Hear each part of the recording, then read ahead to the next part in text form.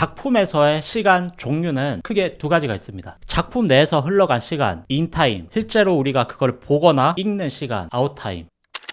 이해를 돕기 위해서 예를 들어서 여행 유튜브를 예로 들어보자면 2박 3일 동안 찍은 여행 유튜버의 브이로그 컨텐츠 길이가 총 10분 정도라고 가정을 하자면 이 경우 인타임은 여행 유튜버에게 실제 흘러간 2박 3일 이 시간이 인타임이 되겠죠. 아웃타임은 시청 시간이 10분이 됩니다. 당연히 거의 모든 경우 인타임이 아웃타임보다 훨씬 길 수밖에 없습니다. 뭐 리얼타임 다큐멘터리라고 하더라도 결국은 편집본이 실제 시간보다 짧을 수밖에 없거든요. 그런데 간혹 연출적 특성상 어느 포인트에서 아웃타임이 인타임보다 긴 경우가 생깁니다. 오늘은 이 이야기를 한번 해보겠습니다. 일단 데뷔부터 하잖아. 데뷔를 위한 가장 빠른 길을 안내한다. 우동이즘의 잘 팔리는 이야기 만들기.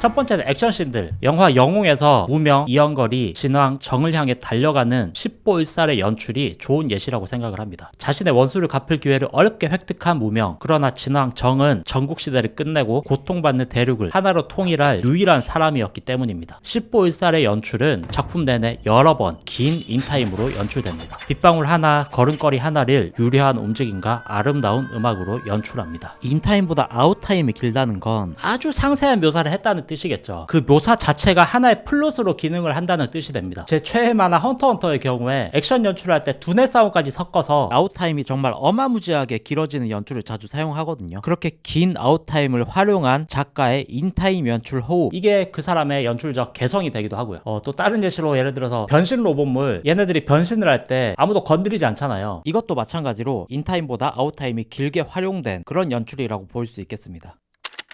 로맨스에서도 활용되는 경우가 많습니다. 버스 정거장에서 친구 버스를 잠깐 기다려주는 시간, 그 짧은 시간 동안 얘한테 고백을 해야 되나 말아야 하나 막 이렇게 막 고민하고 속으로 막 끙끙 앓고 지금 고백하면 막 친구로도 못 만날 것 같은데 내가 너무 급발진하는 건 아닌가, 별의별 고민을 다 하는 이런 시간. 분명히 버스는 1분 뒤에 도착한다고 했는데 얘 독백 그리고 과거 회상 막 이런 시간이 5분 10분 넘어가는 경우도 많잖아요. 그리고 또 이런 것도 있습니다. 하나의 사건을 여러 명의 시점에서 보여주는 경우, 군상극을 말하겠죠. 군상극 중에 가장 기억에 남는 게 지금도 크리스마스 때면 볼 수 있는 나 홀로 집이 아니고요, 러브 액츄얼리. 물론 크리스마스라는 하루보다 2시간짜리 영화의 인타임이 길 수는 없습니다. 다만 이 같은 한 날 동안 벌어지는 여러 주인공들의 군상극이기 때문에 분명 인타임보다 긴 아웃타임의 구간이 있을 수밖에 없습니다. 이렇게 서로가 마주치는 인타임 묘사들의 접점에서 이 영화의 재미도 발생을 한다고 생각을 하고요. 연출이라는 것은 일종의 유행이라고 생각을 하거든요. 새로운 게 생겨나고 그게 이렇게 단단하게 굳어지고 누군가 깨버리고, 그리고 이 깨진 신선함이라는 게 또 굳어지고 또 누군가 깨버리고, 이것의 반복. 이렇게 깨고 생겨난 이 상태가 신선함의 단계, 그리고 이 신선함이 발전하고 점점 굳어져서 단단해지는 형태가 클리셰의 단계, 그리고 이 클리셰를 누군가 다시 깨는 게 또 역발상의 단계, 이거의 반복이라고 생각을 합니다. 아웃타임보다 인타임이 당연히 길어야 하는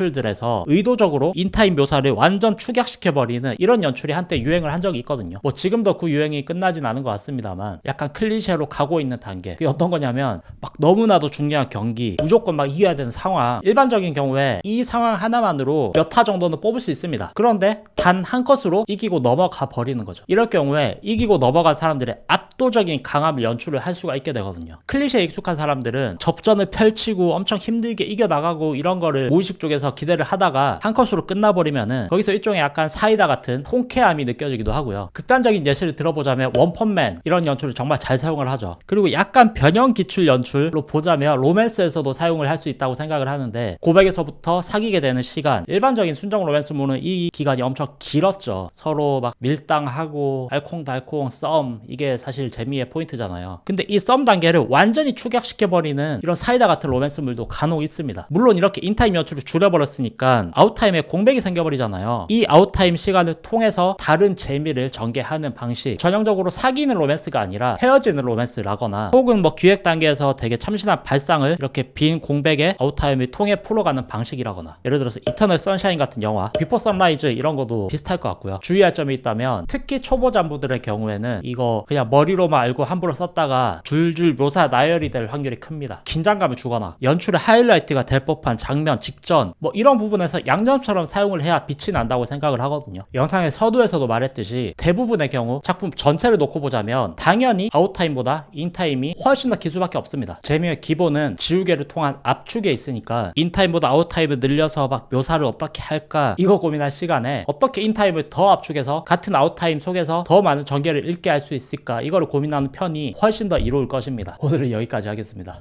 뚜둔 뭔가 상대성 이론 설명하는 것 마냥 약간 헷갈리긴 하네요.